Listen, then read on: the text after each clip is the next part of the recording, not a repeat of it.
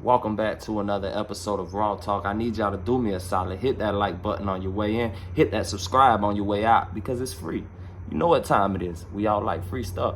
Nah, today I'm going to be talking about youthful offender prisons. Today I'm going to be talking about my experience in youthful offender prisons. And if anybody knows, if anybody ever heard about youthful offender prisons, everybody knows that the youthful offender prisons in Florida, such as Brevard, Lancaster, Lake City, Indian River, are treacherous. They are stomping grounds for gangs and violence.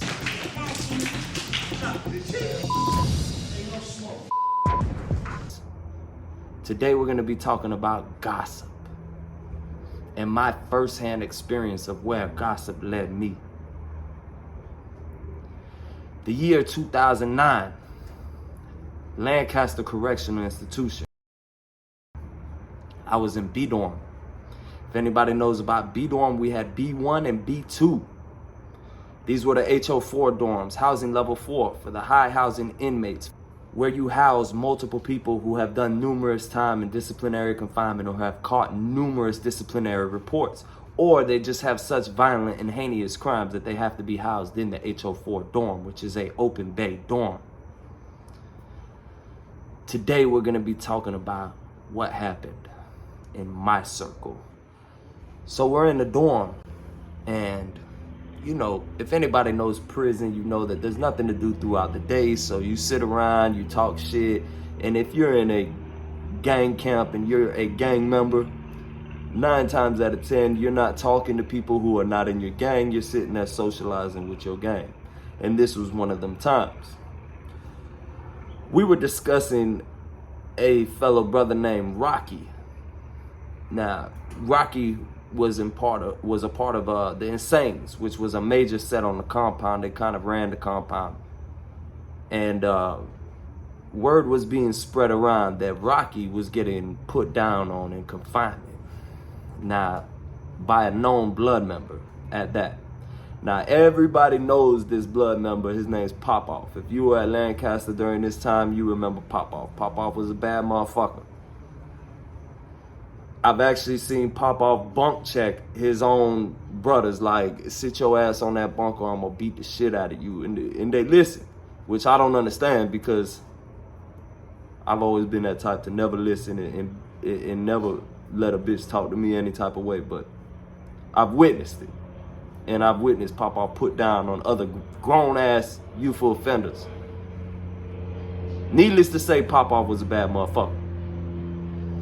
Now, word got to the compound that Rocky was in confinement with Popoff. And Popoff was taking his peanut butter trays, his tuna trays, and his chicken tray. Come on, that chicken, man. That's selling my chicken, man. Go on, You crazy? Fuck with all 20 goddamn years. Even to get my goddamn chicken. Now, if anybody remembers Florida prison at that time, tuna trays were nothing to play with, them peanut butter trays were nothing to play with, and goddamn it, them chicken trays never been nothing to play with. Word got down to us that he was taking his shit. Now, we discuss it, but I am the one who brought it to the circle. Now, the person who brought it to the discussion was me. I did bring it up. I did bring up the fact that I heard around town that Rocky was being put down on in confinement. But I wasn't the only one that heard this. Numerous members heard this. Just nobody voiced it. I was the asshole to voice it. I've always been that asshole, like, you not finna be no part of me and you getting put down on. And you can't fight for yourself. Due to the fact you're in a cell with the op and I'm hearing that you're getting your food taken and it's just you two in there. So I had to bring it to light. I felt like at the time I had to bring it to light. Now that I'm grown, I look back and see there was different ways I could have handled this situation, but that's not how it went. I brought it up in front of the members. We talked about it for a good 10 minutes. 2 weeks later, Rocky gets released from confinement. He comes straight into B dorm.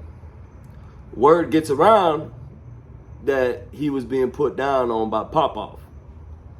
At this time, nobody had any validation of resources, which would mean directly from Popoff, saying, yeah, I took his food, because Popoff was on his way to being transferred to another institution.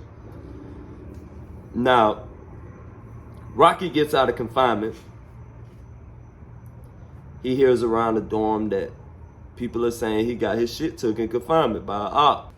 So now he's in the dorm, word spread around that he was getting his shit took, and he felt like he had a point to prove. We had another brother in the dorm who mentioned that I was the one who brought it up, and I was the one who had the resources of where this information came from. Which, true enough, I was the one who brought it up, and I was the one who had the resources. Anyways, Rocky steps to me and tells me, bro, you got to tighten me up. If anybody don't know what tighten up is, and when you're in youthful offender prison, tighten up, slide, fall off, all that means catch a cut. All that means get ready to fight. We're going to fight. Me and you got an issue. So he tells me to tighten up. I look to my left. I got my little homeboy, Daniel Graneri. I tell, bro, let me hold your shoes, bro. All right. A couple lokes come in between, and the lokes, hey, what's going on? Ba, ba, ba, ba, ba. All right, y'all gonna fade it out inside the mob closet. Lil' Cuz gonna be the ref. Now, when we say Lil' Cuz gonna be the ref, that means it's straight hands. If anybody knows, this Wild Camp is a whole different ball game than adult camp. Adult camp, you're liable to get stabbed, jumped. There is nothing. There is absolutely no rules. However, there is structure, and it's a ruthless structure. In youthful offender prison, you have a bunch of new timers to prison who are gangbanging. And this is their first time in prison. 9 times out of 10, you don't see too many youthful offenders with repeat letters on their tag. You see that at adult camp. So it's a whole different ball game. Now, will you get jumped in youthful offender prison? Yes. Will you get stabbed in there? Yes. Are you more likely to get jumped and stabbed in there? Yes. However, the adults play it for a different way. They're trying to take your life. Youthful offender, they're just trying to mess you up, cut your face up, burn you. I mean, you do have a few fatalities, but not as many as adult camp. Adult camp, they're trying to end your life. So don't get the two misconstrued. Anyways, we go into the mop closet, me and Rocky. Little Rocky Bibola from Insane. I really honestly had mixed feelings going into there because he was one of the bros on the compound. So at the end of the day, I didn't like fighting bros on the compound, but he told me to tighten up. And the first time you even show any type of weakness, like even wanting to talk about tightening up in youthful offender prison, that's a weakness. Like, tighten up. Oh, well, what did I do? What's going on? Let me know. Nah, that's a weakness, honestly. Just letting you know. So there is no talking at that point. When you say tighten up, it means put your fucking shoes on and we're gonna grid. We have nothing to talk about. And you don't want to look weak. You don't want to talk about it. You know, this, that, and the third. Now, you might see it at adult camp. You might see 2 grown-ass men who done been to the chain gang 3 or 4 times. They gonna talk about it before it comes to killing one another. Because that's what it's gonna come to there. Anyways, we get in the mop closet. We go 3 rounds back to back. Lil' Cuz is in there breaking it up every time we wrap up. And that's why I said there's always a referee in the youthful offender camp when you get in a one-on-one fade. They're going to make sure that you're throwing straight hands. They're going to make sure there is no wrestling, no picking up, no booming each other, no MMA locks, none of that. It's straight hands until one of y'all knock each other out. Me and Rocky are well into the 3rd round, and I bust his whole mouth open. So Rocky has to go out the mop closet to rip off a piece of towel and put it in his mouth to bite down while he's fighting again, because we're supposed to go 6 rounds.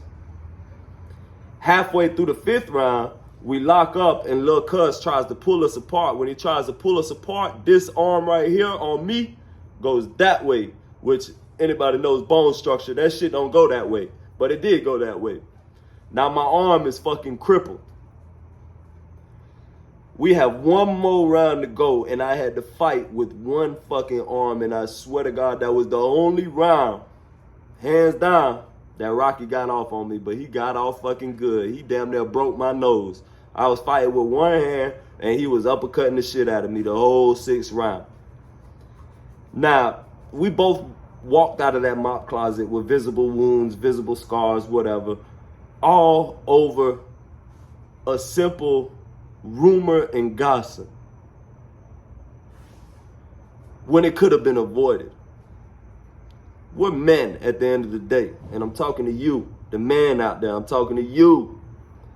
Right now, I'm not talking to the woman. The woman doesn't listen to the first half. Now I'm just talking to you, the men in general.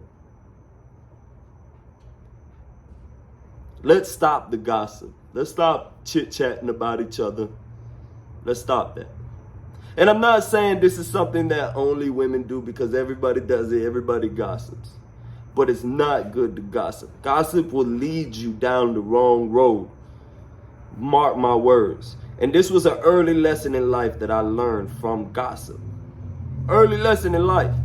I had to fight somebody that I fought with on the compound. Not only did I have to fight him, I had to go to medical later on that day. I had to go to medical.